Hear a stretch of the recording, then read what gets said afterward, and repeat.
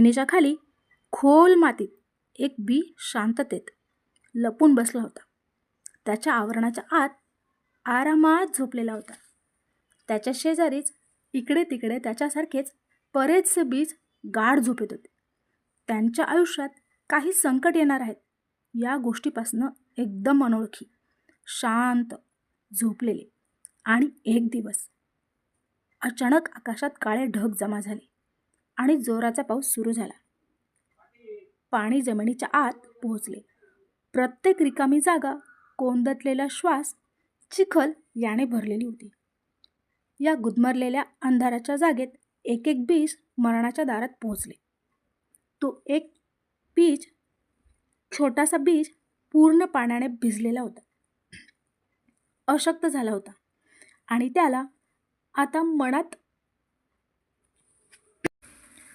आता त्याला समजत होतं की तो सुद्धा काही दिवसांनी बाकींसारखाच प्राण सोडून देईल.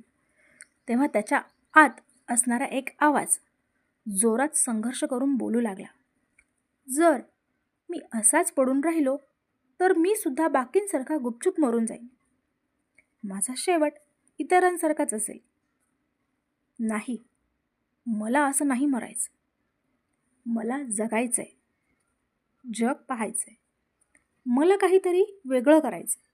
या एका विचाराने त्याच्या जीवात जीव आला. त्याने राहिलेली सगळी शक्ती मला जगायचंय यावर केंद्रित केली.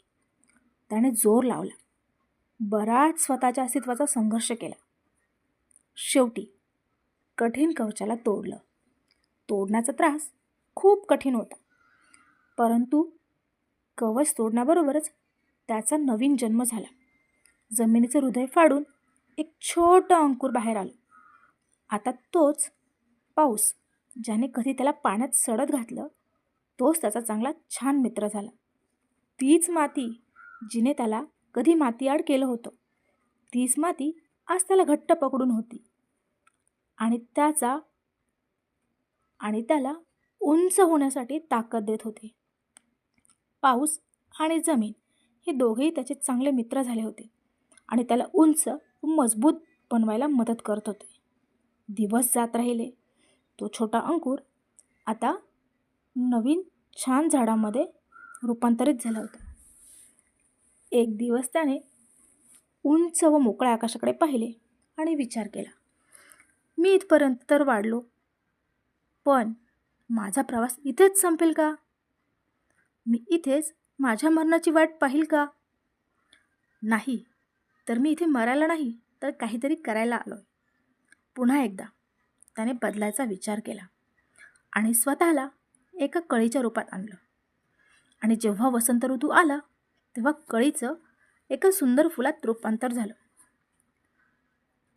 त्या फुलाचा सुगंध दूरपर्यंत पसरू लागला. या सुगंधामुळे लांबून मधमाशा, फुलपाखरे त्याच्या जवळ आले आणि त्याच्या बीजाला सर्वदूर हवेबरोबर पसरवू लागले. लवकरच नवीन अंकुर तयार होऊ लागले. या नव्या बीजांमध्ये तीच जगण्याची उमेद आणि जगण्याला लागणारा संघर्ष याची भावना होती. ज्याने कधी हार मानली नाही, तो बीज ज्यानं आपलं कवच, दुःख, कष्ट सहन करून कवच तोडलं, आज हजारो नव्या रूपांत जिवंत होता. त्याने ते मिळवलं ज्याचं कधी स्वप्न पाहिलं होतं. बदलाच्या रूपात, नवीन रूपात जन्म घेणारा. मित्रांनो, नेहमी लक्षात ठेवा, बदल कोणत्याही गोष्टीचा शेवट नाही, उलट एका नव्या सुंदर आयुष्याची सुरुवात आहे. जेव्हा आयुष्याच्या अडचणी तुम्हाला निराशेच्या मातीत ढकलून देतील, तेव्हा या बीजची गोष्ट लक्षात ठेवा. तुम्हाला समस्या, दुःखांमध्ये गाडलं नाही जात, तर तुम्हाला पेरलं जात आहे उंच उठण्यासाठी, प्रगती करण्यासाठी. प्रत्येक येणारं संकट तुम्हाला हरवण्यासाठी नाही, तर यशापर्यंत नेण्यासाठी आहे.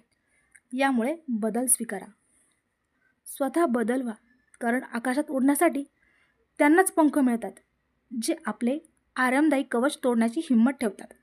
त्या बीजासारखं बना, पडा, उठा आणि पुन्हा मोठ्या दिमागात यश मिळवा. तुम्हाला जर हा व्हिडिओ आवडला असेल तर नक्की मला कमेंट करून कळवा. आणि हो, चॅनलला सबस्क्राईब करायला विसरू नका. भेटूया नवीन व्हिडिओसोबत. तोपर्यंत धन्यवाद.